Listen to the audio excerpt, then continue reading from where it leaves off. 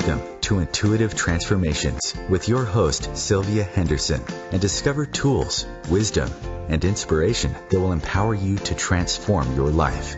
Sylvia is an intuitive life coach and energy healer with a growing practice that is focused on empowering others to be more of who they want to be. For the next hour, join Sylvia and explore and unravel anything in the way of you creating the life that you would love to live on the OMTimes Radio Network.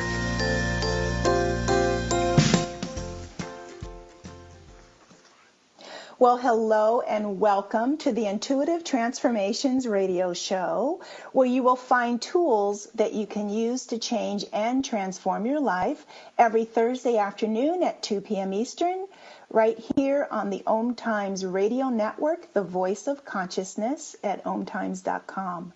This is Sylvia Henderson, your host, and to learn more about me and the work that I do, please visit my website at intuitivetransformations.net. That's intuitivetransformations with an S.net. And please download my free 20-minute healing audio, Healing Fear During Uncertain Times, when you join my email group. You know, when I was guided to create this healing audio, I really had no idea how important it would be for those seeking relief from the emotional tidal waves that we're all going through together. And if you already own this free download, then please remember to use it and use it regularly. We are in the midst of 4 major planetary retrogrades. We've got Saturn, Jupiter, Venus, and then, of course, our favorite friend, Mercury, who just joined the party last Sunday, all in retrograde. Now, this coupled with the rising of Mother Earth's vibrational energy field is actually pushing us to release some really heavy, dense and old, very old emotional baggage from our energy fields, from the cells of our body, and even from our ancestral DNA, and all levels of our individual consciousness, as well as releasing from the collective consciousness of the whole. So if you are feeling overwhelmed, I want you to know you are definitely not alone, because I'm even going through this too myself. Now, some of the emotional upheaval is also coming in because of just how connected we truly are to one another. Just kind of like how your router or modem in your home can connect all the peripheral devices that you own via wireless connection. We're doing that as well. And some of you have been feeling some really wild swings of emotions because there is a part of you that is really tapping into even future events.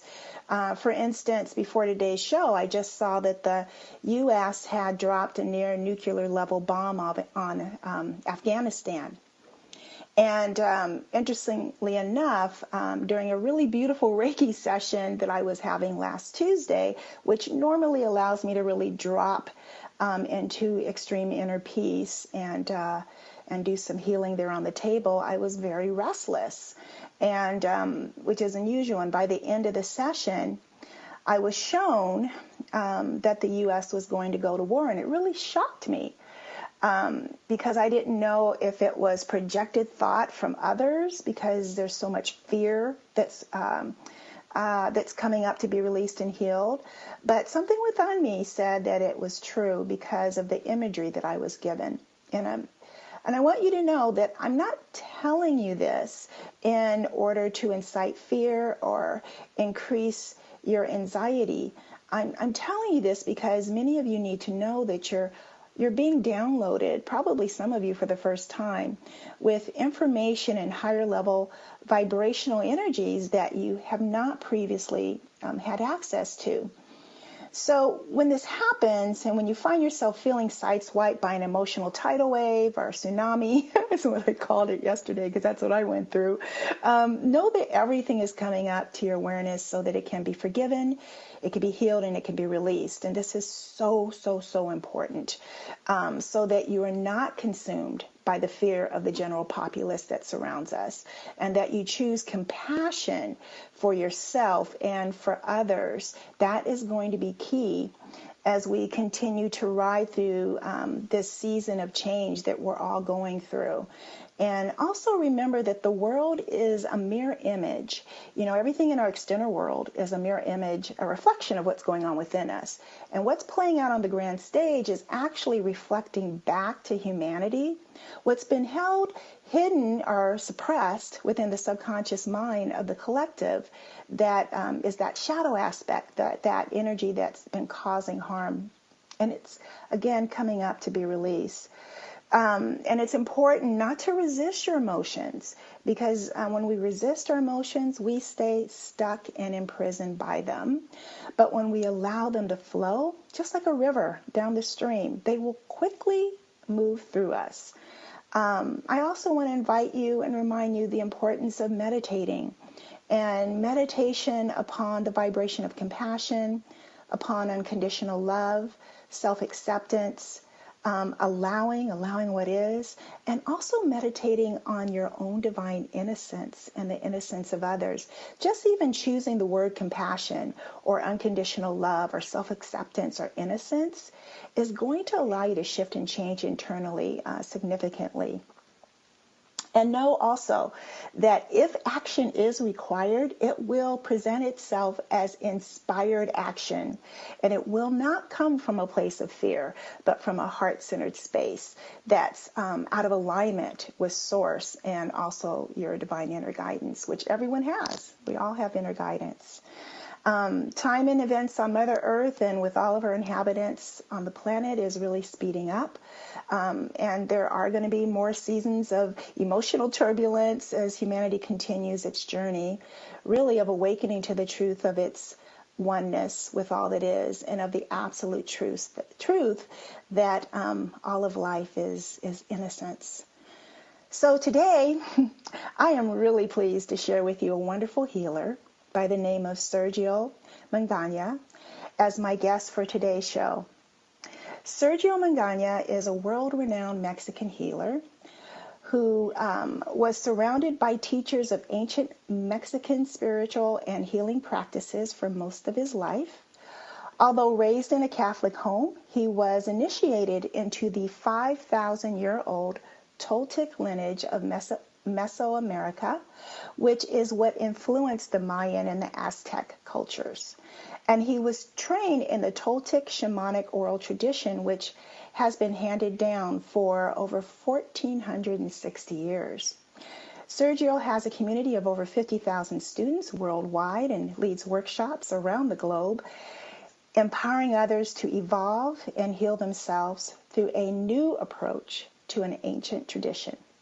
Sergio Magaña is the author of several books, including his brand new book, his latest book, Caves of Power, Ancient Energy Techniques for Healing, Rejuvenation, and Manifestation.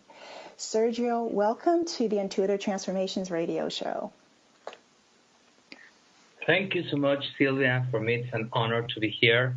And thank you for inviting me and for the beautiful words that you're telling everyone in these challenging times. So it's a pleasure to be here. Well, I'm really happy that you took some time out of your teaching schedule, because you're actually in Paris at this time joining us. And I just so value you, your commitment to sharing your work around the world, and your willingness to be here and sharing it on the show.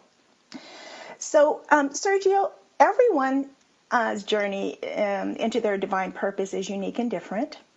And yours as well. You're no exception. Would you mind sharing the story about how your journey to becoming a healer unfolded for you? Of course. Like you said, I was born in a Catholic family. My family is traditional. The huge difference was that I had a nanny and my mother worked, so I was really raised by two mothers, but more for the nanny. And she was the daughter of a healer of a group that lived very close to Mexico City, the Otomis, and an indigenous group. And she was supposed to be the next one in the line for healing of her town. Certain things made her to escape from her community, and she kind of ended finishing in my parents' house, working in my parents' house. So this happened before I was born. So actually, I was kind of the son that she could never have in her own life. So when I grew up, like I said, I grew up with two mothers. One that was quite normal. That, for example, if I had a headache or I was ill or something, she would give me a pill or will take me to the doctor, the normal things. And the other one that instead of that, for example, she would take tobacco and smoke to me, and then in the area that I was ill or sick, and then she will smoke actually the tobacco, and then blow out the smoke in the area of the body, and it will disappear the pain. Or if it was something a little bit more difficult to heal, she would take an egg and clean the energy around, and then break the egg in water and breathe exactly. And I remember perfectly that in the way that the egg yolk in the water actually in the shape, or if the egg yolk was broken, it meant that it was something worse and that you needed more attention. And so I began learning all these kind of things. I'm so sorry, Sergio. We're going right into a break. When we return, I'd like you to finish that story where you left off about this, how you had two mothers with two different healing approaches. We'll be back in just a few moments, everyone, with more of Sergio Magaña. You do not want to miss this show. It's so important. Stay tuned for more.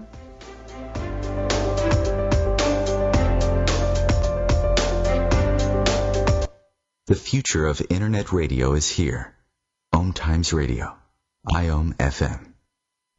Ascending Hearts is no ordinary dating site, but a spiritual dating site with a purpose, to link you with your soulmate.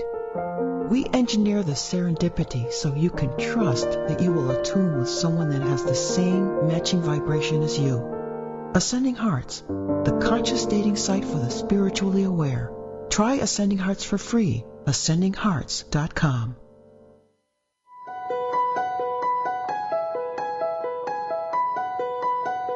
Hello, I'm Miriam Knight of New Consciousness Review, inviting you to my new show where I interview the rising stars of the conscious awakening.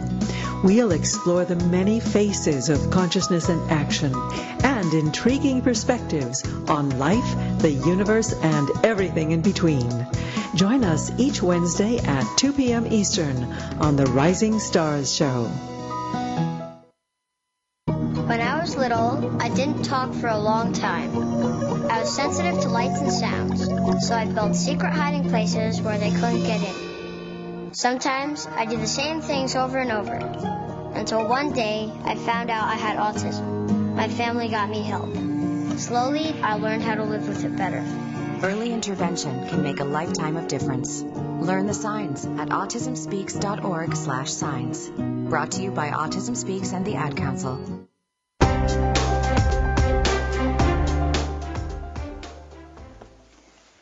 Fantastic. We are back. So, Sergio, I know that right before the break started, you had shared about how you were really raised by two mothers, really. One who was your birth mother, who was much more traditional in how she would assist you or help you to get better when you were ill, and then the other woman who you considered also to be a mother, who would do things like smudge you with tobacco and also rub an egg over you and then break that egg, and then depending upon the condition of the yolk, she could tell whether or not the issue was serious or something that would just easily pass. So can you just kind of continue where you left off in terms of how your healing journey, your journey into being a healer began?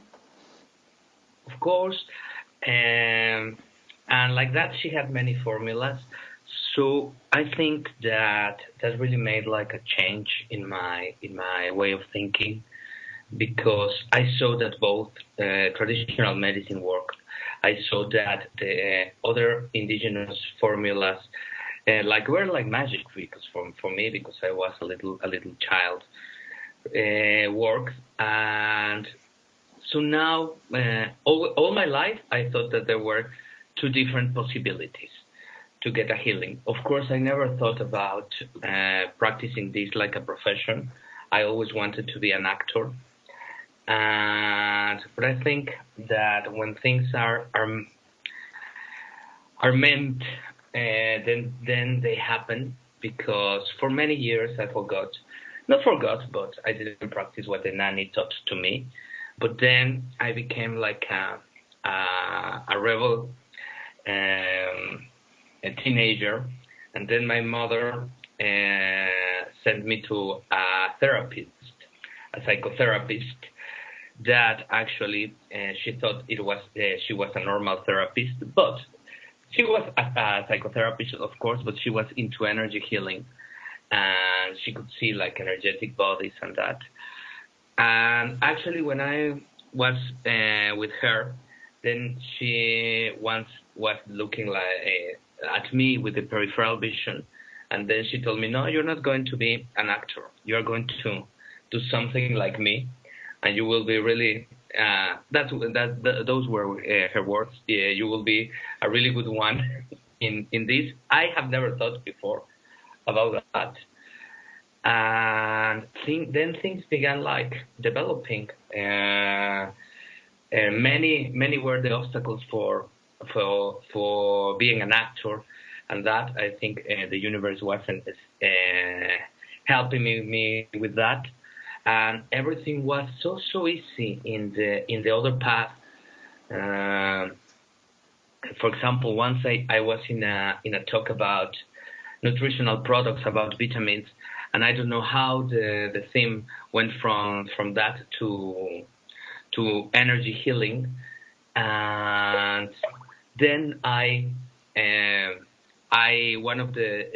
because with the nanny and with Laura, I learned how to see the energetic body.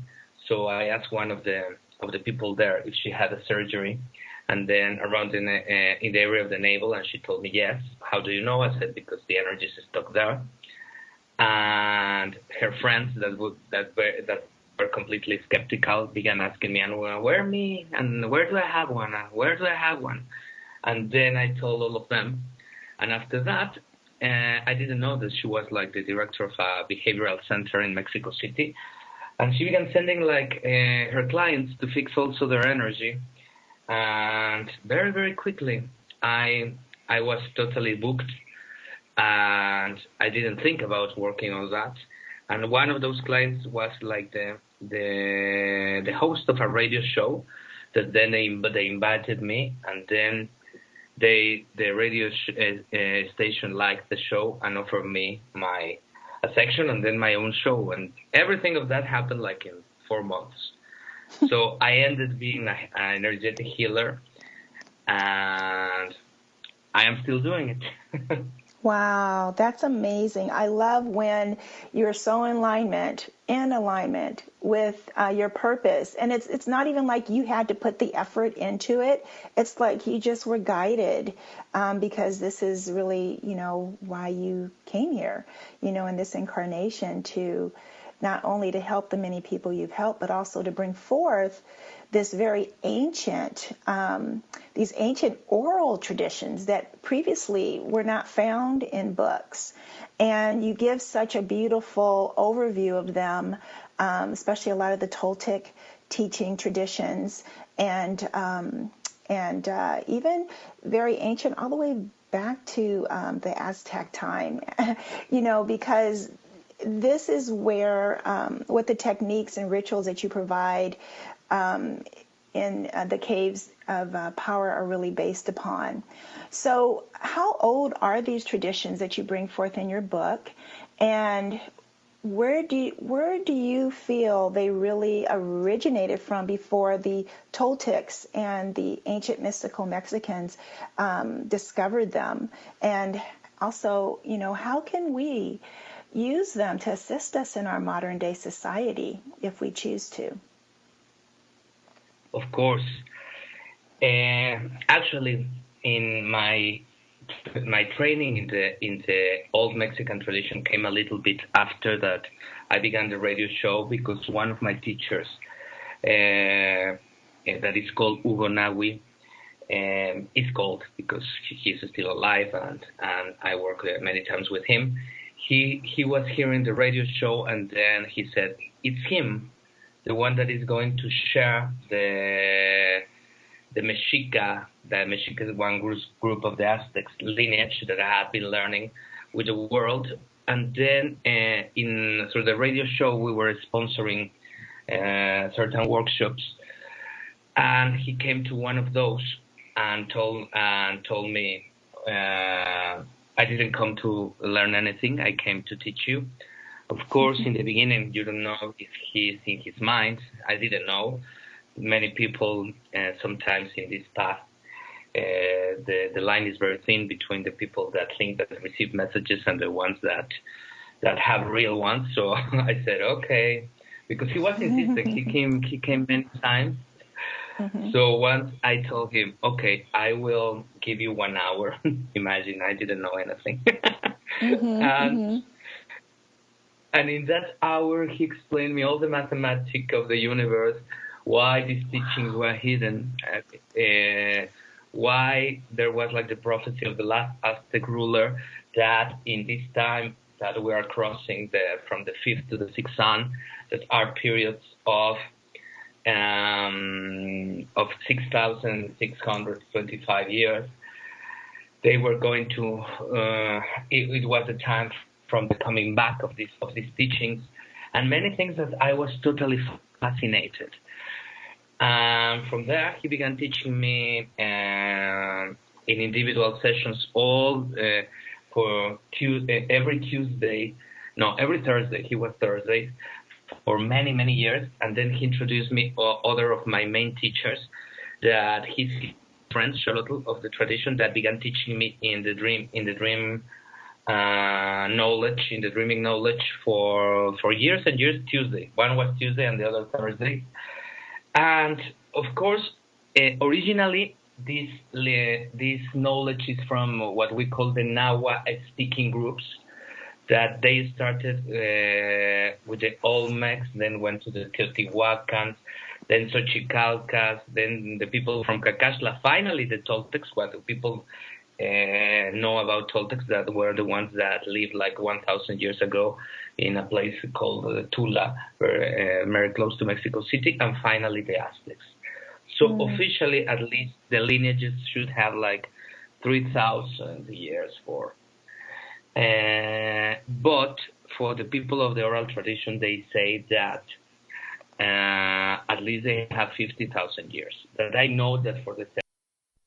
So I think that where I was born finally developed the purpose, because like I was born, like I said, in a very traditional family.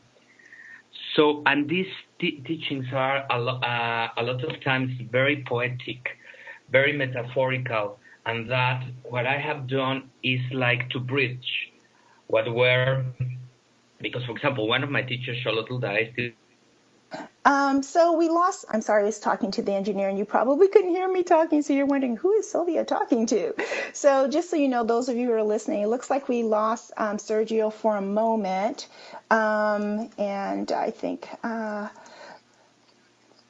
Okay, great. So I just found out from the engineer that he hung up. He's going to dial back in so we can continue this conversation. You know, we are in Mercury retrograde, everyone, and this is when, you know, things like electronics and technology and communication can go haywire. And I guess right now we are in no such exception. We're experiencing a little bit of that.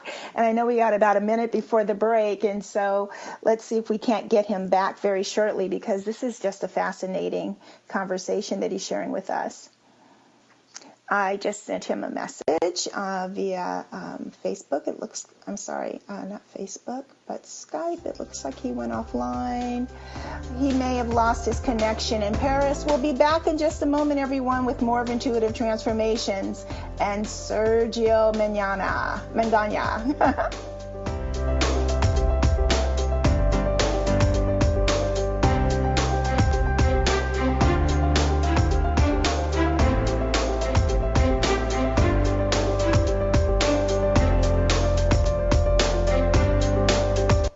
The cutting edge of conscious radio, OMTimes Radio, IOM FM. As difficult as it is to believe, there are places in Africa where human traffickers sell albino children and their body parts for use in magic rituals. Humanity Healing International is actively working in Uganda to change this paradigm. The Albino Rescue Project finds albino children who are at risk and places them in safe schools and environments where they can learn and grow free from fear. To learn more or to sponsor a child, visit humanityhealing.org. Humanity Healing is where your heart is. My name is Victor Furman. Some call me The Voice. I've always been fascinated with human nature, spirituality, science, and the crossroads at which they meet. Join me Wednesdays at 8 p.m. Eastern on OMTimes Radio, and we'll explore these topics and so much more on Destination Unlimited. Hey, let me ask you something. Would you seat your 3-year-old child on a windowsill? Would you seat them beside a lit fireplace or by the deep end of a pool? One last question. Would you seat your child in a car seat that's not correct for them? Car crashes are a leading killer of children ages 1 to 13. Secure their future. Seat them in the correct car seat. For more information, visit safercar.gov/the right seat. A message from the National Highway Traffic Safety Administration and the Ad Council.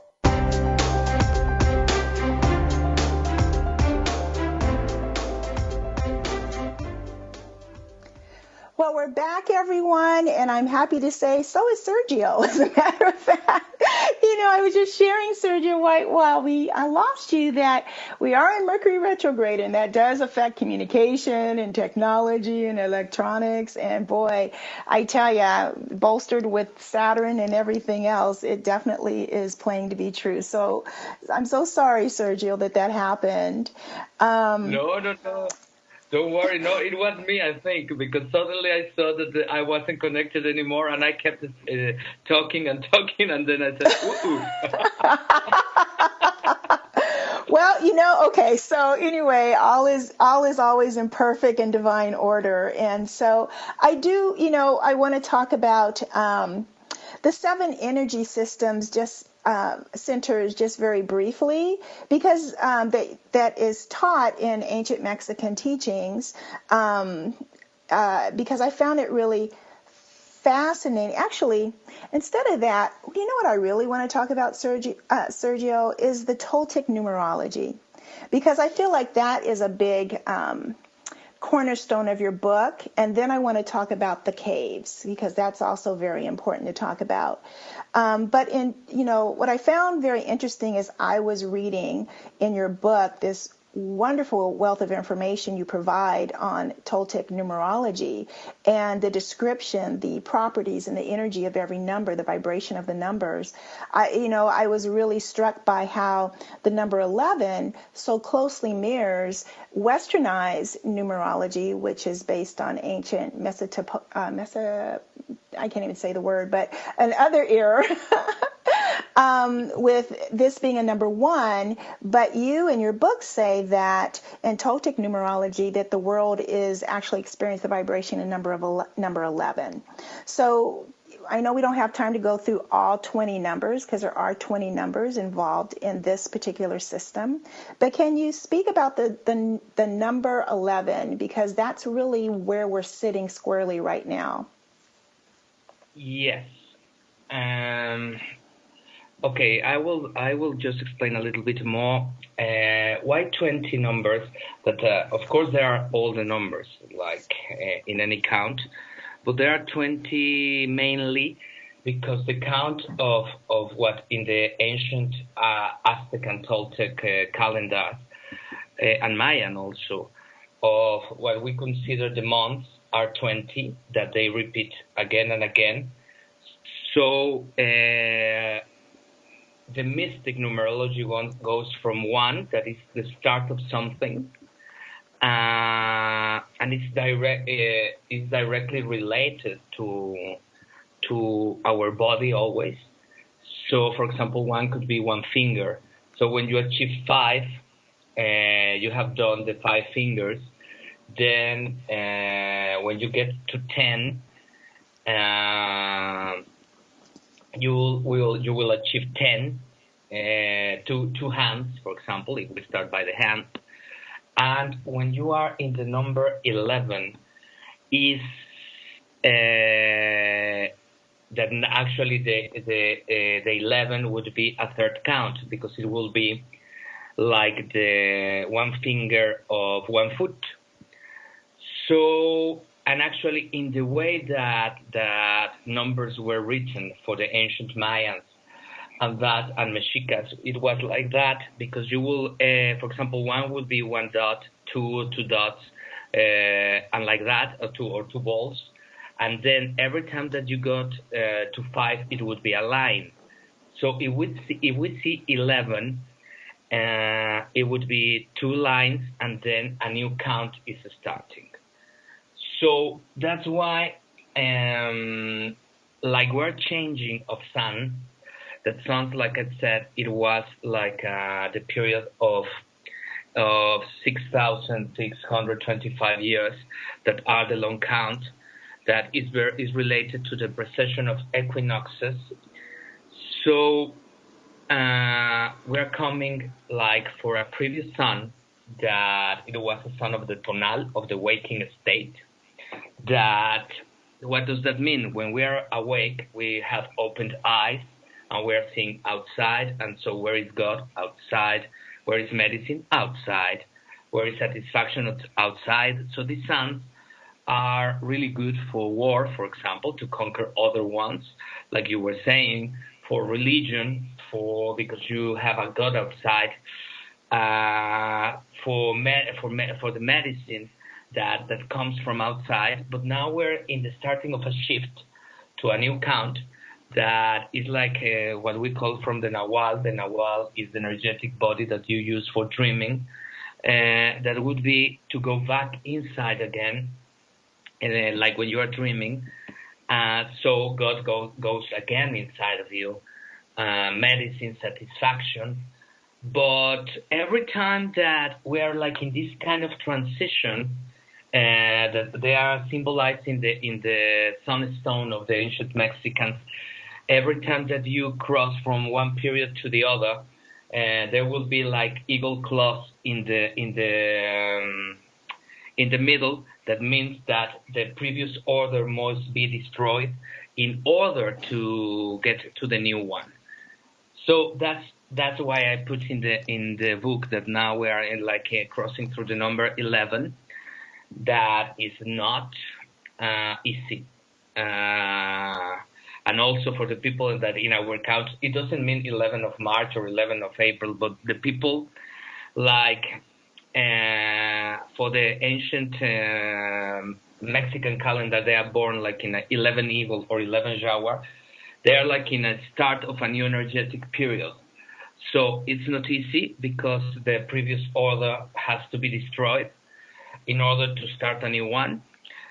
So, and I think that if we see the planet, many of these things are happening because political, economic systems that we're relaying we were relaying on are like shaking religious ones, and we're waiting until we get to the number 12. That will be all the wisdom from the destruction of the previous order to start a new one. That actually will flower when we get into the number 13, and we will see which is the new order. But it's quite interesting, and everything is based on in mathematics and also like in the etymologies. What does that in Nahuatl, the ancient language, mean the number. Well, it's really interesting because now in westernized numerology, it's based upon a calendar year. But what you're saying is this is based upon energetic periods, not necessarily a year cycle. Is that correct? Yeah, okay. It's a year cycle that is divided in, for example, it could be a year cycle that is divided in 18 groups of 20. And that always goes from 1 to 20, but also that is of the Aztec calendar, that is like in the center. But the outer ring, it's the one that corresponds to the long count that I was telling you is of 26,500 years, and that is split into 4 because the ancient Mexicans said that the main mathematic of the universe was the 4. That's why 4 elements or 4 main moments of the day, that would be the morning, midday, sunset, midnight, or the 4 phases of the moon. So we're crossing from one of those, from one of these periods to the next one. And when you are changing and starting like a new count, that's what in the numerology in the shorter one would be a number 11. I see. So all of this information, everyone who's listening, is in Sergio's amazing book, Caves of Power, Ancient Energy Techniques for Healing, Rejuvenation, and Manifestation. And here's what's beautiful about these old teachings, these ancient wisdom teachings, is that what we used to do before, that old system he's talking about that's coming undone, that must disappear before the new begins. Even healers are finding that some of the things that used to work before, and people are finding some of the strategies they used to use before, they're not working anymore. They're not helping us within our lives and bringing us well-being and inner peace. And what Sergio's offering in his book, Caves of Power, Ancient Energy Techniques for Healing, Rejuvenation, and Manifestation, are these earlier teachings that are all this inward work. Whether you're doing it from a waking state or a dreamlight state, it's still all inward work. And that is what he just shared we're moving into as we're traversing from the number 11 for God knows how long, through 12 into 13 eventually. And Sergio, when someone purchases your book, there are so many different techniques and rituals, and they're also beautiful in there. And but where is the best place for someone? What's the first thing that someone, after they read the book, where should they start in terms of what they can implement in their life that would be the easiest for them to receive some benefit, especially those whose spirituality and doing spiritual work is really brand new for them? I think the first thing is to what you were saying, to acknowledge that we are in a transition, that the transition is not over, because many people thought that it was in the 2012 and voila, we're in the next one, and it's not like that. If you see, and if we are all seeing, what's the transition about? So that's why you were saying many of the techniques that were working before are not working before, because when you are not working now, because when you enter in a new sun of the dreaming state and that, you are closing eyes, the first thing that you see is your interior, your underworld, your own cave, like the ancient Mexicans called the unconscious, where your instincts live and everything like that. And so it's to begin really working in what many calls the shadow and that. And there are many, many techniques in the book, for example, but it's also very different. What do you want? In which period of your life you are? Because, for example, if you want an emotional healing because that's your main issue, there is a technique there that is to begin dreaming that, not dreaming in sleeping, but like to induce a state like dreaming in your waking state, and to visualize that your blood goes to different organs to digest the anger in your liver, or the traumas in your stomach, or your fear and guilt in your kidneys and like that. Or if you want to make this transition graciously, there is a first technique that is the first one that I put there, that is based in breathing in your nose, counting 13, and then breathing out with your mouth, counting 8. That would be to tune with the energies. The 13 for us in that numerology means the number of the sun, and it would be to bring the power of the sun to heal. That also it's related to the greatest destiny, and to be tuning like that until 52. That is other thing about the cosmos, to change your energy graciously. But for example, if you have really heavy health issues, there are like other techniques like psychic surgery that is perfectly explained there.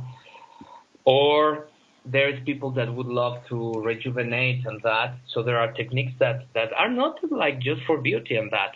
You are actually spinning, like many ancient traditions, like the Sufis and many ones, for a long time, while you are recalling that you are healing all your unconscious, that you are overcoming ancestral patterns and like that. So there is like, depending where you start. Yeah. So everyone, I do want you to know this book is just chock full with so many different techniques and healing rituals that I believe will really benefit your life if you implement them earnestly from a heart-centered space. And we're going to another break, and when we return, we'll have Sergio Magaña back in just a moment. So please stay tuned for more of Intuitive Transformations on OMTimes.com. Bringing a more conscious lifestyle to your world. OMTimes Radio. IOM FM. Host your show on IOM FM, the radio network of OMTimes Media, one of the more recognized brand names in the conscious community, and is backed by the extensive marketing reach of OMTimes. Hosting a show on IOM FM immediately connects you with our extensive dedicated community. Did you just look down at your phone? You did it again, didn't you?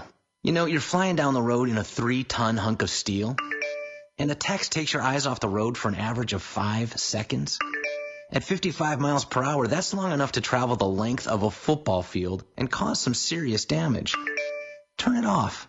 Trust me. Whatever it is, you'll live. Learn more at StopTextsStopWrecks.org. Brought to you by the Ad Council and the National Highway Traffic Safety Administration.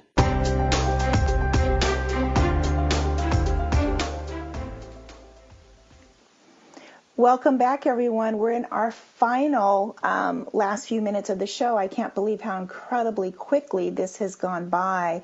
Sergio, I just want to make sure, are you still there? Because it looked like you were away for a minute. No, I'm here. Okay, wonderful. Good. I was like, no, I hope I didn't lose him. So I want everyone to know how they can, of course they can get your book on Amazon and from any of the major book distributors. But how can people, stay in touch with you, find out where you're teaching next? I know you travel all over the world to share this wonderful wisdom and teach people how to do this in person. And just what a delightful opportunity that would be, I know, for some of those who are listening. So would you mind sharing your website with those who are interested? No, of course. I would be delighted. It is Sergio, that is Sergio Magaña, that is MAGANA.com, or Sergio Magaña. It's also my Facebook. And there is a lot of information for me there. I teach in a lot of countries, so I will be close, I think, to everyone that is listening. Awesome. And, for other, also if you're having a hard time finding him via his direct website, if you just, Google or Bing caves of power, he will pop up. I promise you. So I want you to remember that as definitely an opportunity and a way for you to connect with this beautiful teaching and wisdom, because, it's not about just trying to put a new spin on something. This is authentic. This is real. This is ancient traditions that have been handed down for thousands and thousands of years, only solely by indigenous people via word of mouth. And some of the ancient teachings even teach that many of these who brought the teachings to the indigenous people were people from other planets, even, that this was starseed information. And so it's coming at a time when we so desperately need to do our inward work. And so I'm so grateful to you, Sergio, for bringing it forth in book form so that more and more people can have access to this very valuable information and all the tools that you provide. And I understand you're also working on additional books too, to even further and deepen this work. Is that true? Yes. I think that I'm doing this really because, like I said, it was meant, and in the beginning it was like kind of easy and everything works, but then it wasn't so easy to be doing it and to be traveling on that. But I keep doing it because, and this is like a very honest commentary, those tools have helped me to solve my own puzzle, because I had many traumas of my childhood. I don't think that I was a really good healer and everything all my life. No, I had so many things to deal with myself, with my addictions, with my problems, with my traumas, with my self-esteem. And everything that I have written about is what really helped me, and how I overcame not all, because I'm not perfect, but a lot of my issues. And I think I would be kind of desperate without that information. That's why I began like doing books, because I'm traveling. That sometimes is not easy, and you are 1 week teaching here and the next one there. I'm sharing it because it was what changed my life. And I love when people come and say, this changed my life, because I was there. I was, I think, the first one when my teachers taught it to me, that changed his own life through these tools. And that's why, of course, I want to keep increasing, and doing more work about deepening, about how the cave or the inside work for the ancient ones, and how our unconscious works, with very concrete explanations on how to help ourselves. So I know we only have a few minutes left in the show, and I do definitely want you to speak a little bit more about what are the caves of power, and what they represent. And I know in your book you specifically focus on 7, but there are many more. But can you just briefly talk about what they are? Because you did touch about the subconscious, and it's kind of a metaphor for that. At least that's what I got from reading your book. Yeah, it is a metaphor. Caves, there was like this official version that the Aztecs, that means that the ones that were coming from Aztlan, were 7 groups that were like in a pilgrimage looking for the promised land. And in the meantime, they were living like in a cave with 7 entrances. That's the official one. No one questions it, if it's a myth or nothing like that. And then after 260 years, they found Tenochtitlan, what is Mexico City today. For the ones that are practicing the tradition, these caves are like a representation, and they are called Chicomostok, that means 7 caves, that are like, it's your inner cave that has 7 portals, that were like the 7 entrances of the different caves, that are like the Mexican equivalent of chakras, but that, of course, in Nahuatl were called Totonalcayos. So they are similar to chakras, but with different names and with different explanations. Because, for example, the one that is in the coccyx is where your ancestral patterns live. the things that you repeat again and again. The third one, for example, in the navel, represents who are you by calendar. That gives you certain, by birth date, that gives you certain challenges or gives you abilities. And they are of, like with different explanations. So actually, to activate those 7 like portals would be like the first cave of power. But actually, what I'm putting in the book is like the first trainings about the caves, that is your inner cave, were done in real caves. So real caves with a small like hole in the roof from which the light filters, and then you will take that light filtering in your darkness. There will be light coming to your subconscious, unconscious, and then you will begin getting the energy of the light and take it to all your Toltecayotl or chakras, activating the cave. Of course, in modern times, like I said, I adapted this cave to, for example, I was doing my training in Mexico City, just closing all the curtains and making darkness in my house and just filtering a little bit of light to begin doing the process. But actually, caves of power are like the 20 most powerful things that the ancient Mexicans did to achieve their own power, for healing themselves and for healing others. 7 of these techniques are doing well while you are awake, and the other 13 belong to the dreaming knowledge. That would be, which things would you do while you are dreaming in lucid dreams to achieve all this power.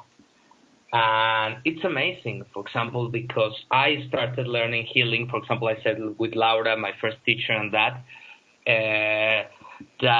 of course worked in a certain level, but like many energy healers, I had many successes, but then a lot of failures also. But after I began my training with the Caves of Power and I began doing the real work, it doesn't mean the other wasn't real, but I began doing that had been hidden for many years in the tradition. Then for example, the average of success in the healings that I was doing for others, or how I changed myself, increased a lot. So it's a lot of a huge body of knowledge.